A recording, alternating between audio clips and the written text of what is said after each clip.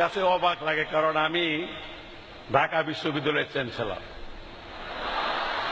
1961 সালে আমি matric pass করছি এবং মেট্রিক 3rd ডিভিশন। আর আইএ পাস করছি, এটা তো এক সাবজেক্ট অর্থ লজিকে রেফার্ড। ঢাকা বিশ্ববিদ্যালয়ে যখন আসলাম ভর্তি হওয়ার জন্য, তখন ভর্তি তো দূরে করতে, ভর্তির ফর্মটা পর্যন্ত আমাকে দেওয়া হলো না। বন্ধু বান্ধব অনেকে তো ভর্তি হইলো, আর ছাত্র রাজনীতির সঙ্গে তো ওই সময় আমি যুক্ত। তখন যখন এখানে ভর্তি হইতে পারলাম না, বাধ্য হয়ে আবার নিজ জেলা দয়াল গুরু কৃপায় গুরুদয়াল কলেজে ভর্তির সুযোগ পেয়ে গেলাম।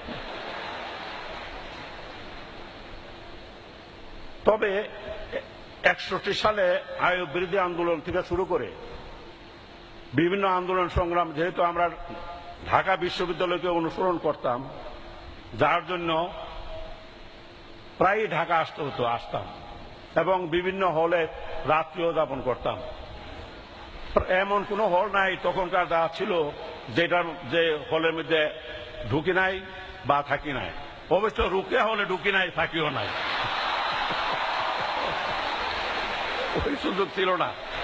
তবে রুকিয়া হলের আশেপাশে ঘোরাঘুরি করছে কম না।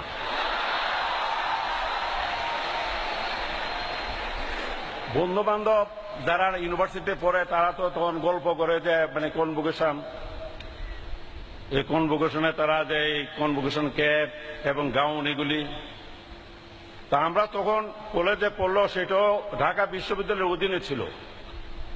কিন্তু যারা অনার্স মাস্টার্স করতো কনভোকেশনে তাদেরকে ডাকা হতো, সুতরাং আমাদের এই ধরনের কনভোকেশনের ক্যাপ বা গাউন পরার কোনো সুযোগ ছিল না। মনে খুব খায়ের ছিল, এই কাজটা পারতেছি না। কিন্তু আল্লাহর কি লীলা খেলা বুঝলাম না, যে ইউনিভার্সিটিতে আমি ভর্তি হইতে পারলাম না, সেই ইউনিভার্সিটিতে আমি চ্যান্সেলর হয়ে আসছি।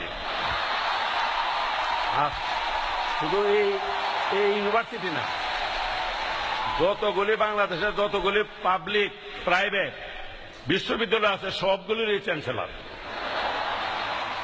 এই চ্যান্সেলর হিসাবে প্রায় জায়গাতে আমার সমাবর্তনে যেতে হয়।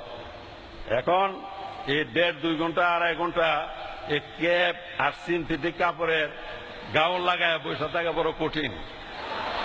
যে ডাকসু নির্বাচন যে মাস্ট, এই ডাকসু নির্বাচন করা দরকার। ডাকসু নির্বাচন যদি না হয় তাহলে মানে ভবিষ্যৎ নেতৃত্ব এই দেশের জন্য একটা শূন্যতার সৃষ্টি হয়ে যাবে। অবশ্য কেউ কেউ এই কথা বলতে পারেন যে 20-25 বছর বিয়া না করে, যেমন আমাদের 2 বছর আগে আমাদের মাননীয় রেলমন্ত্রী বিয়া করছে 65 বছর বয়সে। আবার কেউ যদি ওই এক্সাম্পল দেয় যে রেলমন্ত্রী তো 65 বছর বয়সে বিয়া করছে, এটাও ঠিক, এইটা খুবই রেয়ার কেস।